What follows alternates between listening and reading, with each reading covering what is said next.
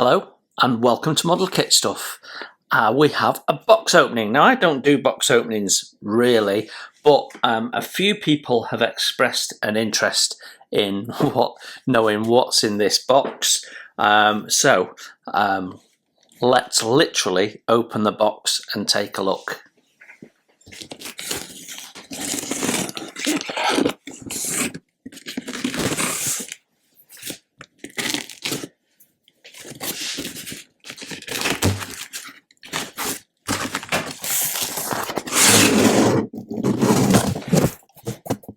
It'd be a camera.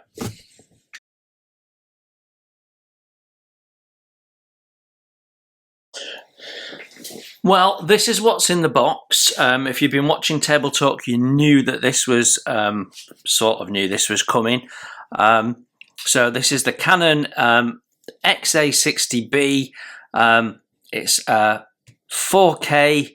I believe it's 60 frames per second. 20 times optical zoom, has an optical wide angle lens. I don't know what Digi-C DV6 is. I'm sure I'm going to find out. I have never had a camcorder before, and it has double slots for memory cards, which is handy. So I have literally just got this out of the shipper. We've not looked inside, so I'm going to put the camera in a better position, and then you can have a look at what we've got. Right then, let's have a look what's in the box. So, I have not looked in here, so I'm quite excited. My microphone is in the way. It's quite a big box, really. Okay, then we've got, right. So we've got paperwork first. So our manual,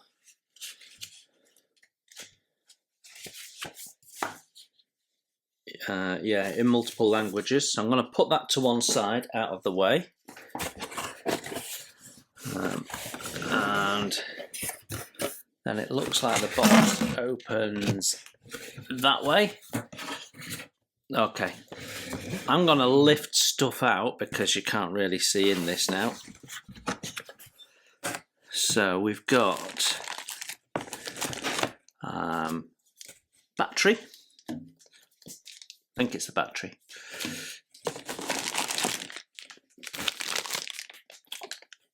Power pack, or at least part of it. The other part, UK plug, I'm pleased to say. I was a little concerned with it shipping from the States, but it has a UK plug. Lens hood. And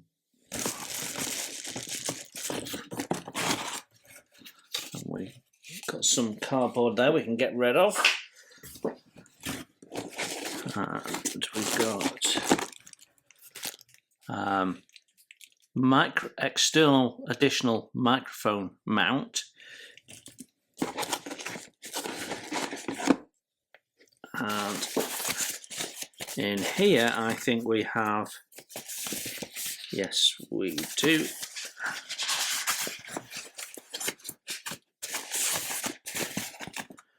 we have the additional handle. Now, since I've ordered this from SLR Hut, they have stopped stocking it, and so the next nearest version of this is now £250 more expensive, I'm glad to say. But this allows me to add professional external microphones and control them independently. Wow, yeah, okay. I'm not sure if we will ever do that. We might not. And then this, I think, is the actual camera, and I think, other than a packet of screws, I think that is everything out of the box. Right. Shall we have a put together? So what we're going to do is we're going to build the camera up together, see how that sort of comes together. I have the quick start guide here, which is going to help me through that, and then I'll give you a technical tour of the camera, so you can see its capabilities and stuff and understand what it is we've got. This, I'm hoping, is going to massively improve the quality of my videos from a number of different perspectives. We'll get rid of the camera shake that we currently have, because I have an iPad. You're watching this on the iPad currently, which is usually suspended above the desk, just a bit above my hand here, out of shot. And when I shake the table, it shakes, and people notice that. And also being able to get in closer. Now this will attach to a standard tripod. I have a good quality tripod with a quick release mechanism which will attach underneath here. So the only thing that I've not got for this right now is the remote control. I bought a remote control which you buy separately. It's not a Canon branded one. And I'm expecting that possibly over the weekend, but I was a bit cheap and decided not to pay the postage of £5 for it, and I went for the free option, which said I'd get it in 3 or 4 days. So we'll see how Amazon do with that. So we're going to start, move the camera out of the way, we're going to start with the handle. Now this camera comes in 2 versions, with or without the handle, and I'm not sure whether where I've bought it from has made a mistake on the website, because since I've purchased this, and we're going back to how many days is that? 6 days ago, and this has now gone up £300. So in the UK this camera is costing around about £1,500. Some people discount it to £1,500 from £1,600, but the retail price is generally £1,500. And when I purchased this, it was £1,049, and it's now gone up to £1,349 from a company called SLR Hut, which have shipped this stock from the States, but it seems to be a UK company. Right, so our handle, it needs the microphone holder attaching. Now, the camera itself has a built-in microphone, but if you need to up your game, especially if you're filming outside, then we can put an external one on, and actually I can mount 2. That's what these are for. So yeah, it'll be interesting to see whether I ever decide I need to do that or not. This is the microphone holder. It's got rubber inside. You can see, if I open this up, that might be easier.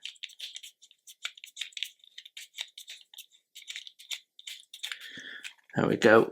You can see it's got rubber grips in there, which will do 2 things. Will grip the microphone and will also dampen the microphone as well. So quite often when you buy a microphone, they're in a little sort of mesh to dampen vibration, and this will do the same thing. So I'm just going to close that up. It all feels nice and good quality, as I would expect from Canon. Now, I have a Canon Digital SLR, which I will be using in the future for photographs. It's upstairs in my bedroom, and I forget about it. So I tend to take my stills also on the iPad or the iPhone. So I'm going to try and be a bit less lazy and get the digital SLR out. Now, it's quite an old SLR now. By modern standards, it's not particularly advanced, but it does everything I need. So I'm not going to upgrade it. And it's certainly fine for taking photographs of models. And that's a Canon, but I'm not necessarily a Canon fanboy. It's just all the write-ups said this was the way to go. So this attaches onto there, and this foot bit here is actually rubber. So we're not going to damage anything, and we're not going to create any vibration. So that's good. So if I hold that on there, then with these 2 screws, just drop into there like that. Never use a power tool on things like this. I'm just going to nip it up so it's sort of tightish. Okay, so the instructions on attaching the handle have missed something off, so, which is interesting. So the handle attaches through the utility shoe here, which attaches on this point here on the camera, and then there's a little screw, you can just see that there, which is a bit squeaky, which tightens that up, and then there's two screws at the back which go into the camera. Now you don't have to put this on, and if you're not using an additional microphone, you may decide that you don't need it. However, if you don't put it on, some of the camera's functionality doesn't work. The infrared light and the tally lamp won't work because they're using this sensor in the front here, is my understanding. So what I find a little odd is that we've got only one microphone holder and two microphone sockets. But anyway, I guess that's if you've got a microphone boom or something like that, maybe. But what the instructions are not telling you to do is they're not telling you to remove these screws here. There's one on either side, which will allow these to be screwed in. So that's my next job. I'm just going to remove those. I want to put the handle on, although there is a handle on the side of the camera here, which is actually really comfortable, really comfortable, and gets your fingers right where you need them to be. So your thumb's over the start-stop, and you've got your fingers over the wide-angle and telephoto zooms on this rocker there. And then there's a little cutout here that your other fingers sit into nicely. So you've got a really nice firm grip of that, which is really nice. But I want the handle on.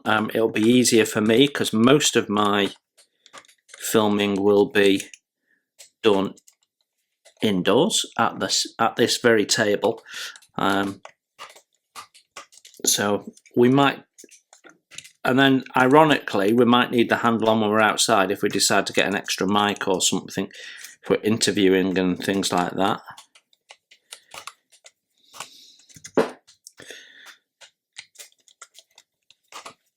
So this is actually taking off a whole blanking plate, which isn't at all mentioned in the instructions.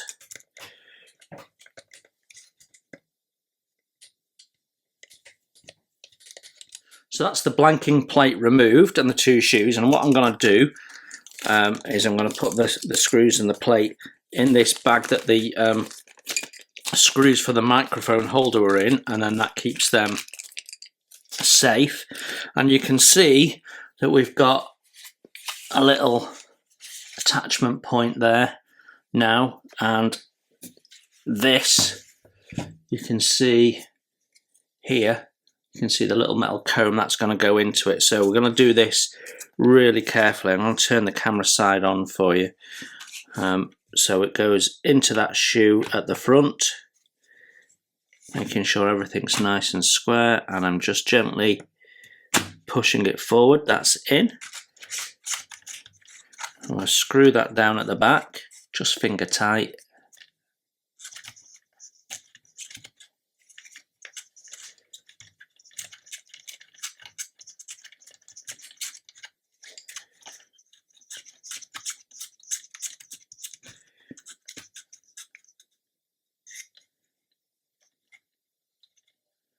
And then we can lock this down at the front.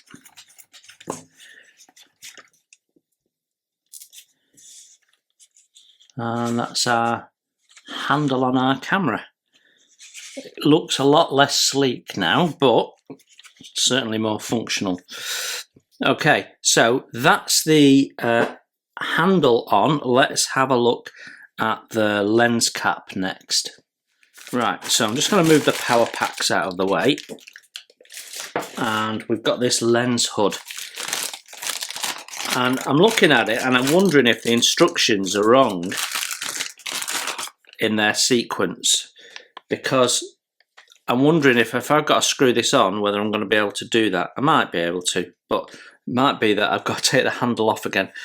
So this is our lens hood, and we can put it in an open or closed position, so that's great. There's a little button, little switch on the end here. Let's see if I can get the light a bit better. There you go. So there's a little switch there that operates the hood, so that's lovely. Now it does come with a lens cap, so you don't have to have this on. So what we do is we remove this like so, and then that gives us our camera, and then it says align the mark on the lens hood with the mount index mark on the bottom of the camcorder. So I think that's that there, but I don't see one on the lens hood.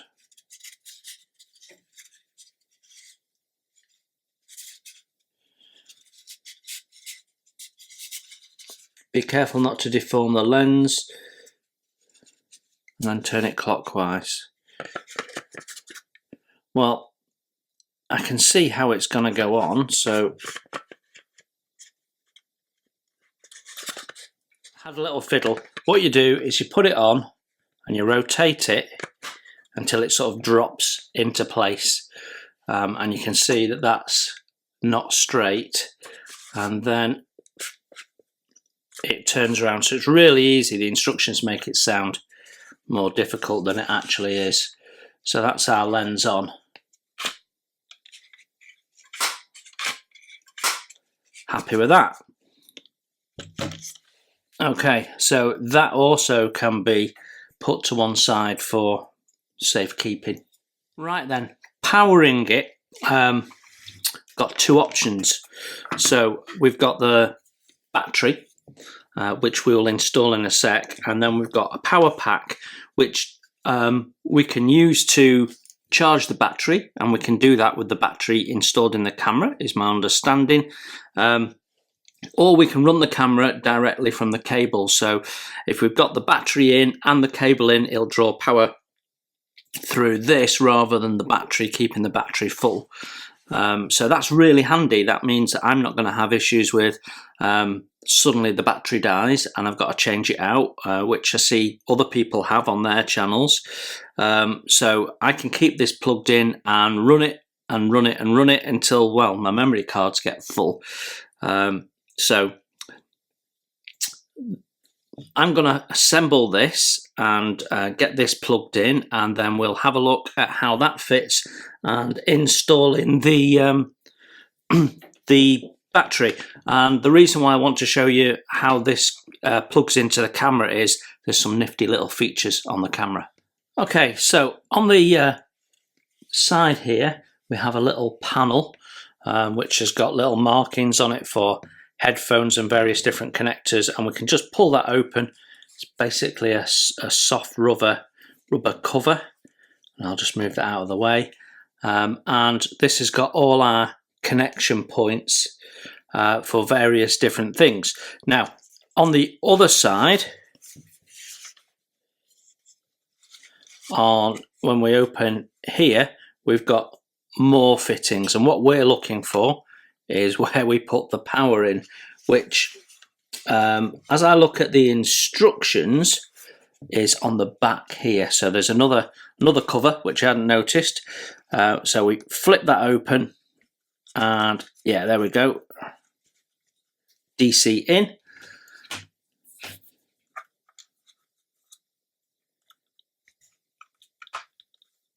There we go.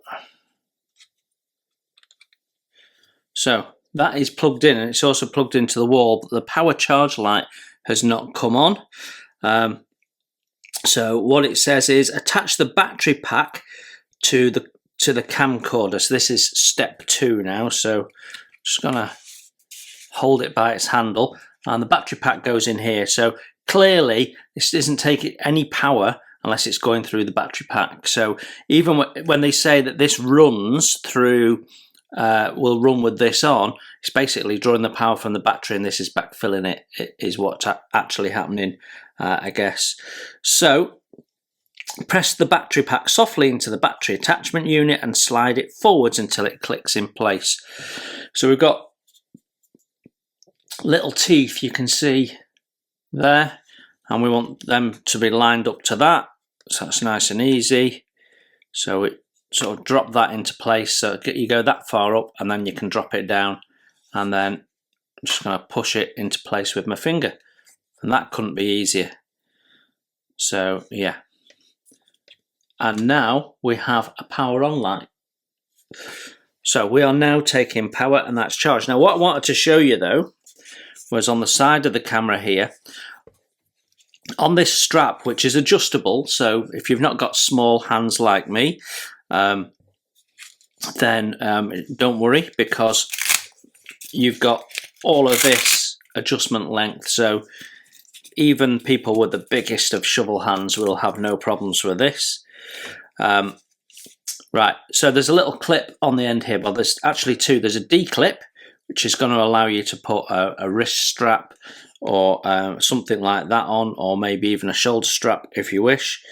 And then there's this little plastic clip here, and that allows you to clip in this cable, so that keeps that nice and secured. So what I'm going to do is I'm just going to loop that around and clip the cable in like that. And that's keeping everything out of the way. So yeah, I really like that. That's a nice little feature. There's actually another clip here, if you can see that there. Yeah. So if you've got a cable coming from the microphone, you can clip it up there as well. So that's fantastic.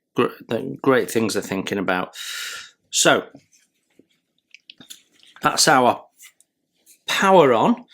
I think to release the battery, there's a little button there. So if we press that, we can actually drag the battery out, I think. But I don't want to do that. I want it to charge. So that is the camera all set up and ready to go. I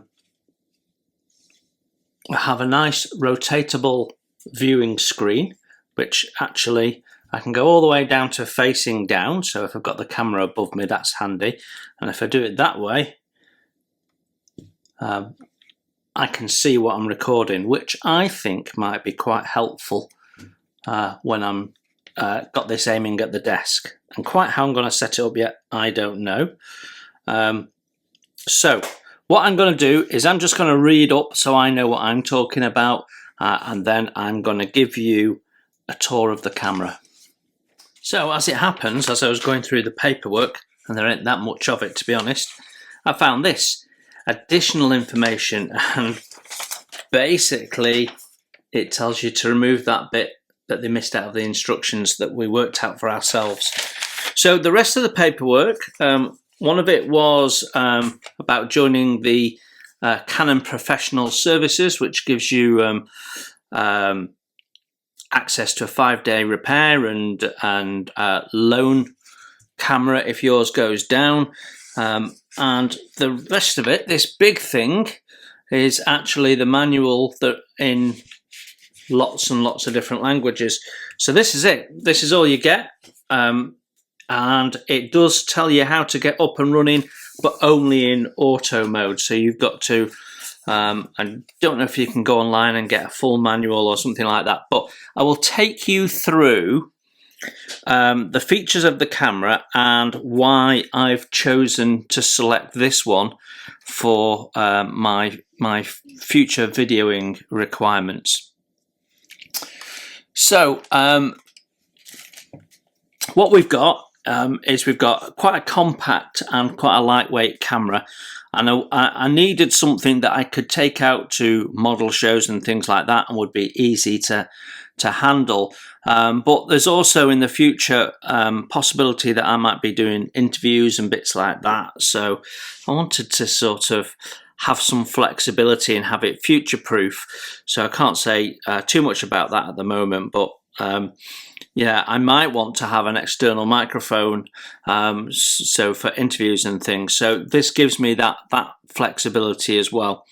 Because it's got a 20 times optical zoom, I can get in quite close with this without having to get actually physically close, which was part of the issue that I had before.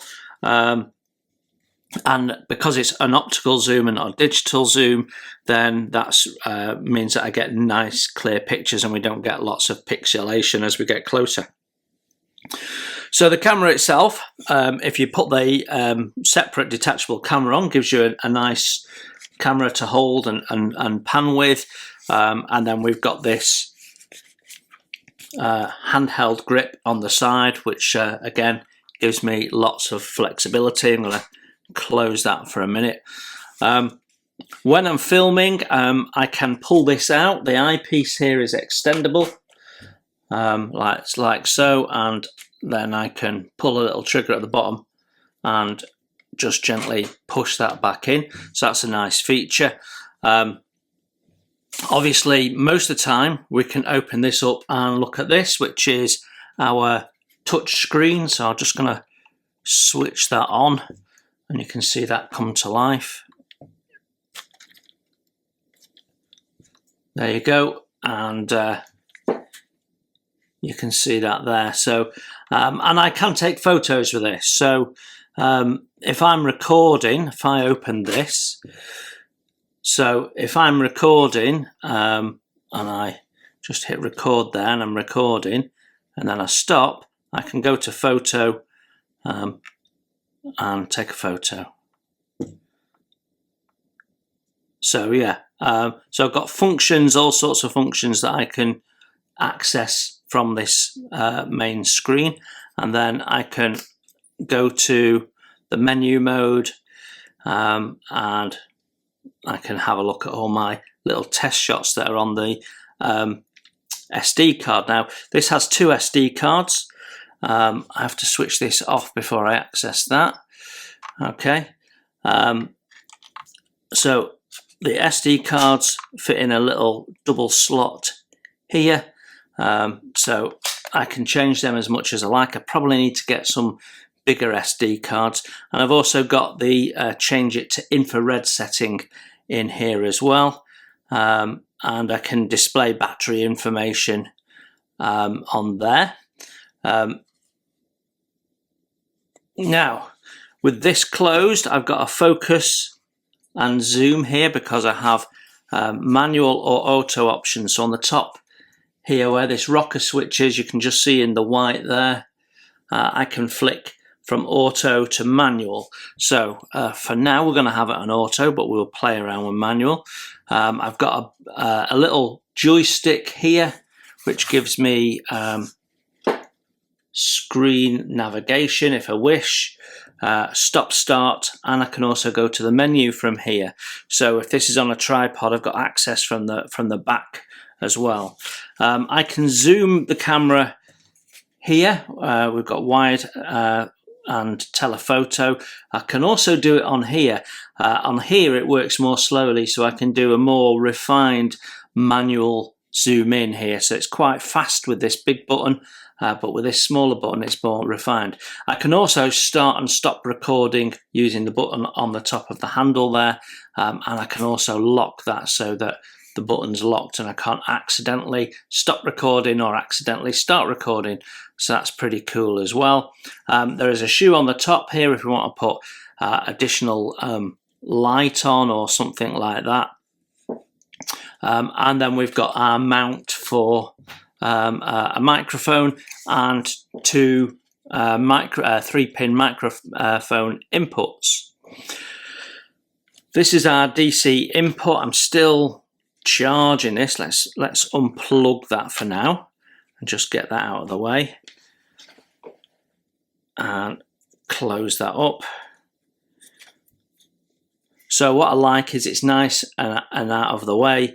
We've got a little cable tidy on the clip here, and then on this here we've got a USB input HDMI, so I can connect it to a monitor and look at what I'm looking at on a monitor rather than just on the little screen if I wish to. So that's a handy feature because I have a monitor I can connect it to. There's also access for a jack plug for a remote control, which I will be using. I have one on order, and a jack plug for headphones, and a jack plug for a mic as well. So I can put a little mic in there as well if I wish. So when I'm doing my table talk video, I might want to do that. Although on the top here, which you might not be able to see because of the shadow, but you can see that there. I have two of those, one on each side, and those are my built-in microphones. So they might be a bit quiet. We will have to see. Has nice functionality with the button for the shutter. I really like that. So I'm not having to clip covers on and off like I would do with the camera. And then I've got this on the bottom when I'm not actually sure what that is. But it does have a custom button, and this is some form of adjusting knob. I wonder if it's the focus. It might be the focus for the manual setting. Then underneath we have a setting that the ability to mount it on a tripod, so a standard tripod that you'd use for a digital single lens reflex camera will do. And that's sort of the physical attributes of the camera. So it gives me lots of options for different filming environments and so on and so forth. Let me now tell you a little bit more about the camera's capability. Okay, so the lens optics include an integrated 20 times 4K optical zoom and an 8-bladed circular iris for more natural highlights. The camera's features include a hybrid, normal, face-only and manual focus. So that means for face-only, if you select that, for example, it will track the face and keep that in focus. So that's a really nice feature. It also has instant and Canon's medium instant and medium autofocus, fast and slow motion recording, full manual control, optical and electrical image stabilization, and the 3.5-inch touchscreen. The user assigned buttons, so I can manually program buttons, infrared mode, and a 6-image processor with high sensitivity and low noise. The camera records UHD 4K 30 and Full HD and captures to dual SD card slots, which I've shown you, and it outputs to a mini HDMI port, and a dual SD key slots allow the automatic switching from one card to another, so I don't have to manually do that. When it's filled one card, it'll automatically start using that one. So I think that's a really nice feature as well. It means that I can film plenty without worrying about whether I'm going to run out of memory. But I am going to get some bigger HDMI cards, I think. On the audio side, it features up to 4 channels of LPCM audio in 720p mode with manual or automatic recording levels, 2 XLR inputs with phantom power, and a 3.5 millimeter stereo mini input, which I've shown you, which is the standard jack. It features built-in stereo microphones as well as a headphone jack, which we've seen. So again, lots of flexibility when I'm editing as well, and maybe want to edit on the camera or play back on the camera. So that's really good. So it has the Canon 4K sensor and a DJI C DV6 image processor, which should deliver crisp, sharp UHD images. So I'm hoping that whatever focus I've got it in will get nice, clear imagery. So yeah. Now, the other thing that this will do, because it's got a USB port, a fast-speed USB-C port, I can connect this to a computer. So that's going to allow me to do live streaming through the camera. So that was another consideration. So I can stream HD videos directly from the camera via the UVC one to a Windows or Mac computer. Well, I only use Mac, obviously. Audio output through USB is not supported, but I decided that as my computer here doesn't support USB, that wasn't really an issue. And this is I have two computers, and this is the one that I predominantly use for my editing. So when it comes to the ability to focus, the lens is a 29.3mm wide angle. So that's 35mm equivalent, with 20 times reach up to 612mm, and a digital zoom that boosts the 20 times optical to 800 times magnification. To minimize the camera shake, the camera provides dynamic IS 5-axis image stabilization. So we should have nice steady pictures even if I decide to move the camera. So the autofocus was something that was really important to me, because my digital SLR camera didn't have that. My lenses had it, but the body of the camera actually didn't, because it's an older camera. So this features adjustable focusing speeds, and an advanced hybrid AF system provides fast and precise focusing.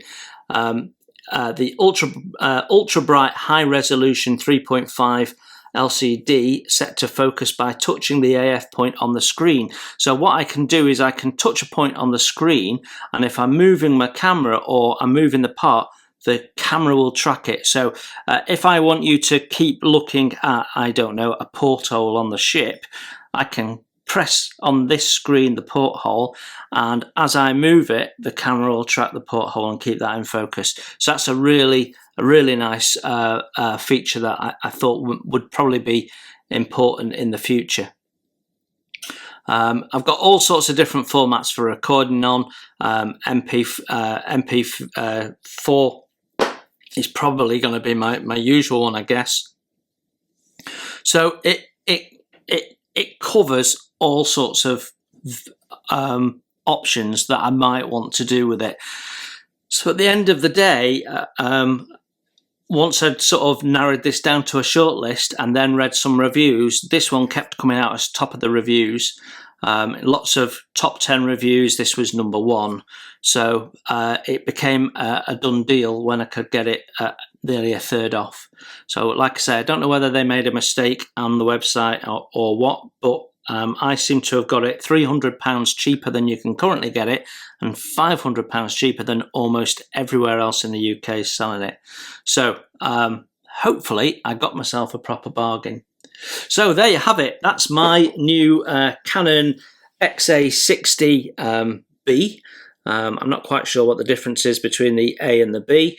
But yeah, I'm going to be having a play with this and understanding it before I start using it in anger. My next thing is to attach the plate on the bottom so I can put it on a tripod and try and find a viewing point for this. Yeah, I'm hoping this is going to really improve the quality of the videos that you see in the future. Well, I hope you enjoyed that. I know some creators were interested in what I was going for. So thanks very much for looking in, and you enjoy your modelling, and I will see you very soon. Bye for now. Hi, and thanks for watching. You can support the channel by hitting the like button, and if you haven't subscribed, please consider the subscribe button and the notifications bell so you don't miss any content that I put out. Model Kit Stuff is a self-funded channel, and I don't do membership or Patreon or buy me a coffee. So if you'd like to further donate to the channel and ensure the cameras keep rolling and the content keeps coming, then you can consider making a donation through my PayPal. You will find a link to that in the text below. You enjoy your modelling, and I'll see you soon.